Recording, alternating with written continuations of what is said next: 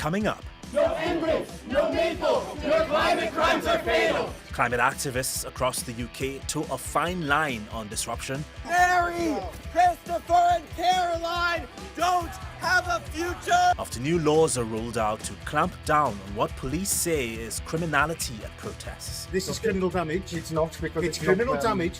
It is criminal damage because I'm not going to there is argue a with cost. you. Right. We speak with Just Stop Oil, one of the most controversial British climate groups. There's been quite a lot of law changes in the UK, many of which have been brought into law through quite shady methods, shall we say. And one with a complicated relationship with the public.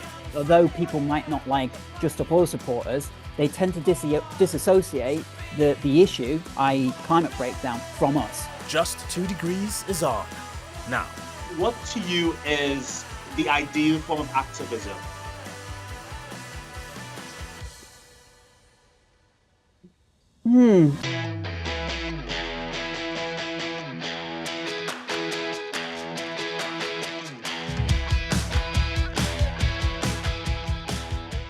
April saw a raft of new laws in the United Kingdom meant to clamp down on disruptive protests. It's part of the larger Public Order Act passed by Parliament last year that was widely criticised as a de facto ban on public protests because it severely limits them and makes it a criminal offence to even carry equipment frequently used in peaceful protests.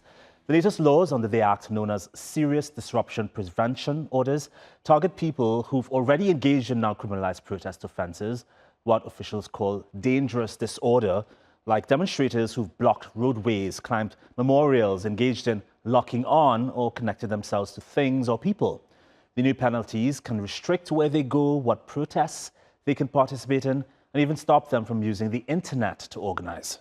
And arguably, the organisation most well known for climate protests in the UK is Just Stop Oil. Several of its members have come under increasing pressure by the law and the public to end their controversial actions. Just Stop Oil. For nearly 3 years, that demand has been on the lips of British climate protesters, members of the activist group of the same name. Their demands of the British government? No more signing off on fossil fuel licenses and production. But UK oil and gas authorities continue to greenlight new oil projects, like development in the Rosebank oil and gas field off the Shetland coast. And Just Stop Oil has gone to ever-increasing lengths to be heard. Its members began their non-violent direct action and civil resistance at oil terminals, blocking oil tankers and petrol pumps. From there, they moved on to cultural institutions like the BAFTA Film Awards, football games, universities, and London's Natural History Museum. They've sat on the track at the British Grand Prix and glued themselves to Vincent van Gogh's Peach Trees in Blossom and Gian Pietro's The Last Supper. They've crashed celebrity weddings, disrupted traffic on Waterloo Bridge, stopped a performance of Les Miserables in the West End. Their disruptive tactics have frayed nerves. Who are you to decide who gets to go? You're not God. And they've racked up thousands of arrests on a mission to live up to their branding. But it's a mission their members repeatedly insist requires disruption, however inconvenient or unpopular, to subvert climate catastrophe. So we spoke with James Skeet about the consequences of these new laws and the impact they have on Just Stop Oil's approach.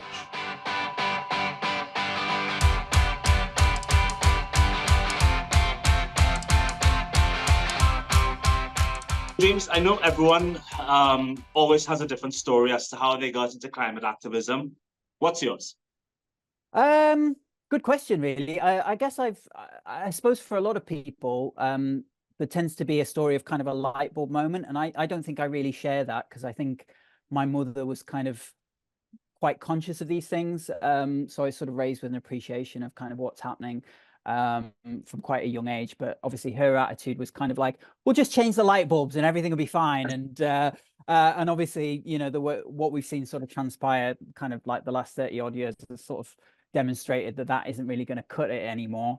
I guess in terms of my movement into climate activism, for want of a better term, would be I was recruited into an organization called Animal Rebellion, which was focusing at kind of plant-based food systems and looking at kind of transitioning agriculture and supporting farmers in that kind of transition. As part of that, I was involved in engaging in some quite large-scale disruptive actions that involved taking action at McDonald's and Arla and various other evil corporations, basically. And off the back of that, I ended up getting recruited into Just Up Oil because the first phase of Just Up Oil consisted of targeting the oil infrastructure in the UK. And so that was kind of my route into Just Up Oil. And I've had various roles within the organization. I've been involved in action design for a couple of years, and then I've moved into coordinating the media space in the last year and a half or so. Is it difficult being a climate activist at such a high profile company like Just Stop Oil, for example? I mean, I guess the ideal activist would be a vegan, one who uses no animal products whatsoever, even in their clothing, their shoes. They don't drive a car. What to you is the ideal form of activism? I think it's though it's important to kind of recognize that we all have, like, everything we do has an impact. I think ultimately it means very little in the grand scheme of things when you have the corporations running amok in the way that they are, and you have governments facilitating that. So in the UK, for instance, our leaders, both Tories and the Labour Party, are sort of signing off on new oil and gas developments.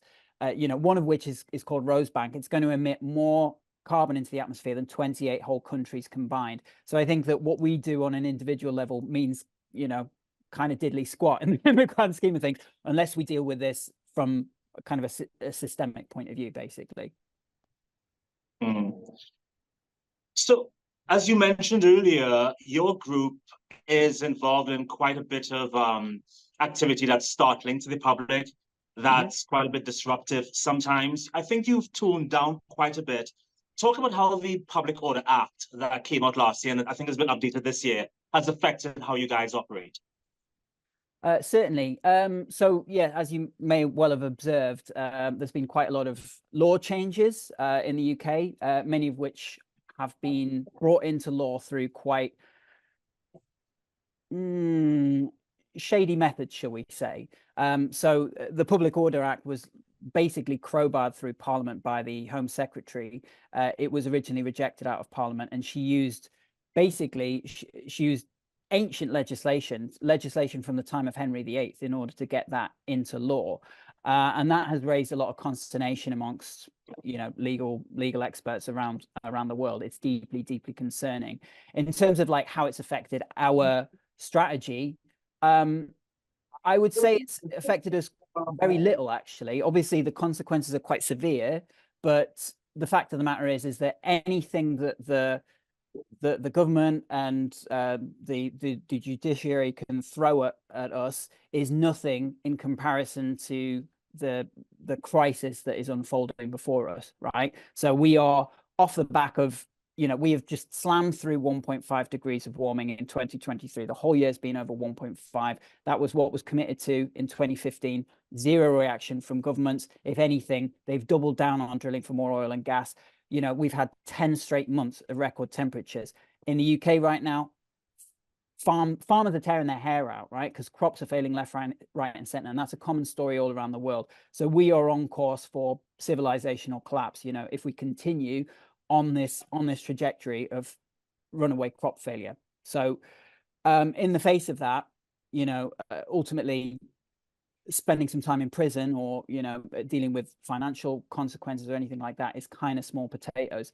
There are some interesting other legal developments in the UK at the moment, which I'm not sure if you particularly will necessarily be familiar with, but there's been a sort of move towards companies taking out what are called injunctions, which are essentially private laws bought by corporations that in effect circumvent your right to a trial by jury, right? And these are imposing huge prison time and basically unlimited fines on people, for as little as even standing outside an oil terminal with a sign. You might have seen yesterday a GP in this country, a doctor, was struck off because she took action sitting outside an oil terminal with a sign and spent 31 days in prison as a result of that, due to a corporate law bought by an oil corporation. So there's some quite disturbing dystopian things happening in this country at the moment. Talk about the corporate law specifically. Which oil company are you talking about, and how was this company able to do that? So I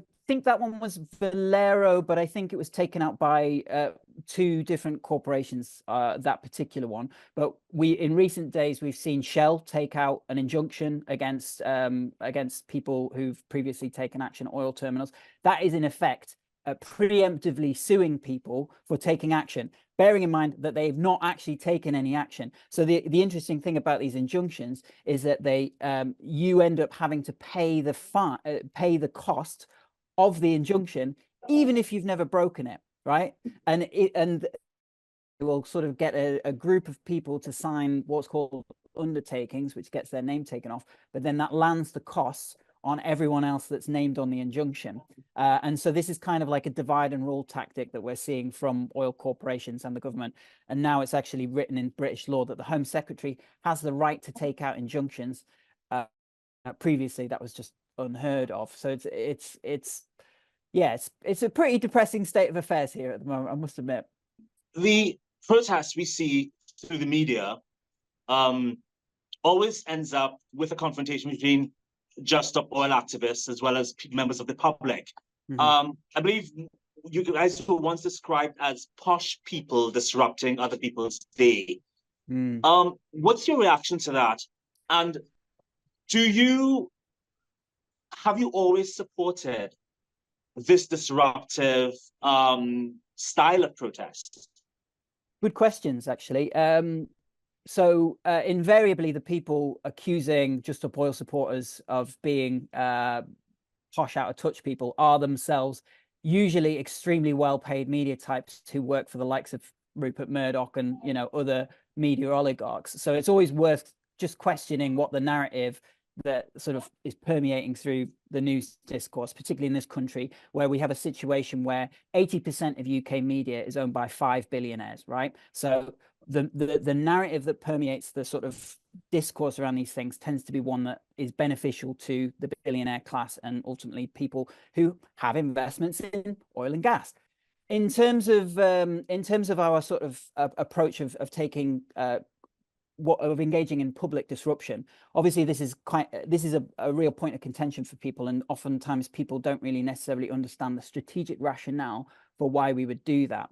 And yeah, I myself, before I kind of understood the mechanisms at play here, I was always very resistant to engaging in any kind of public disruption. But the fact is that why are you resistant? So, well, obviously, the sort of the easiest read on it is that it's counterproductive, that, you're just going to put people off your cause. That tends to be what people say.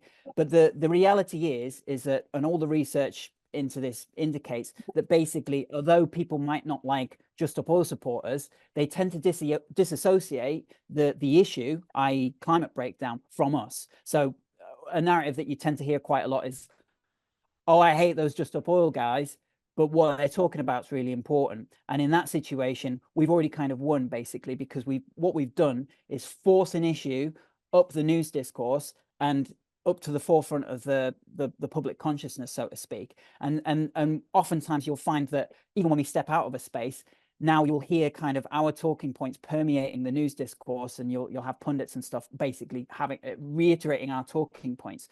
And there's quite extensive research on this as well, is that although people might be quite annoyed by some of the actions that we at the beginning, as the dust settles, people tend to sort of forget about being kind of really annoyed at us. But the actual issue itself stays there. So we're fully aware that we're going to be unpopular, but that's a small price to pay if it stands us in any good stead of dealing with the most critical issue that faces us as a species. Speaking of prices to pay, some people have gone out of their way to try to discredit Just Stop Oil. I was looking online at this group called the Goon Squad, Josh and Archie, who kind of infiltrated Just Stop Oil. Well, I think it's fair if we disrupt Just Stop Oil the same way they disrupt us. I'm worried you're going to get recognised. I'm worried I'm going to get recognised too. Not because I'm famous, just because I went to school with most of these clowns. In order to stop Just Stop Oil, we needed to infiltrate their ranks, which was easy, as they're constantly trying to recruit new members. He said that you guys had a meeting and were drinking coffee flown in from Peru in single-use cups. These guys also acknowledge that the climate crisis is something that needs attention, but also highlights the idea that other people have propagated, that you guys are going about this the wrong way.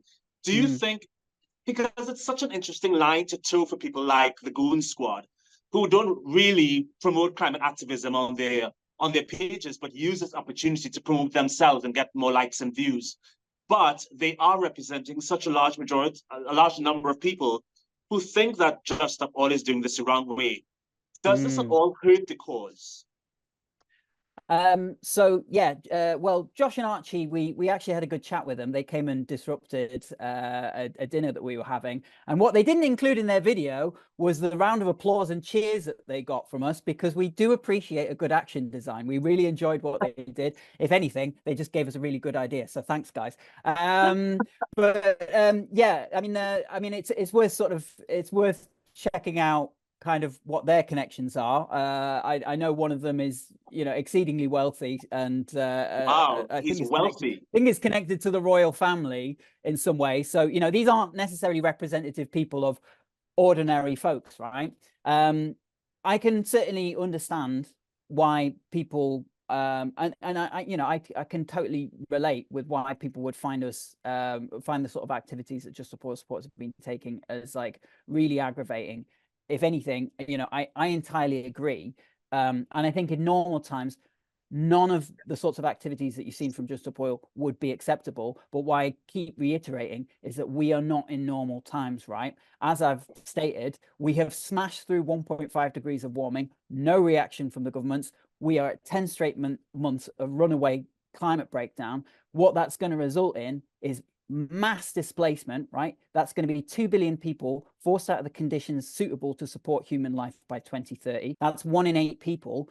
And if we think, and we've seen the sort of reaction to, relatively small numbers of migrants in recent years. But if we consider what the world's going to look like when 1 in 8 people have to get up and move, we're talking mass war, we're talking mass famine, we're talking disruption on a scale none of us can necessarily comprehend. So I think it's really always worth just kind of centering our conversations around tactics and things just with that in mind. You can't disassociate what we're doing from why we're doing it, right? We've got to be thinking about that. So you've been arrested for the cause. Talk about that very first time you got arrested and why obviously it did not prevent you from doing more climate activism. Yeah, so I've been... I mean, you must have been scared to death. So I've been arrested about 13, 14 times, something like that, of that order. I actually have the dubious honor of myself and one other have the dubious honor of being the first people imprisoned for the Just Stop Oil campaign. So I actually spent some time in Belmarsh prison, which was an interesting experience, as it was somewhat unscheduled. All right, you've just opened an entire can of noodles there. Why was it an interesting experience? Well, it was sort of unexpected. So I mean, I basically got picked up outside an oil terminal and then remanded, and obviously ending up in Belmarsh prison is quite it's mildly intimidating. Obviously, it's not somewhere where I ever thought I'd end up, but it was really enlightening as well, and it really sort of reaffirmed my opinion that ultimately lots of people in prison are just basically victims of a system that's fundamentally failing ordinary people, right? I think I think we have a political system that is not working for the benefit of ordinary people. We have a political class, both Labour and Tories, it doesn't really matter in this country.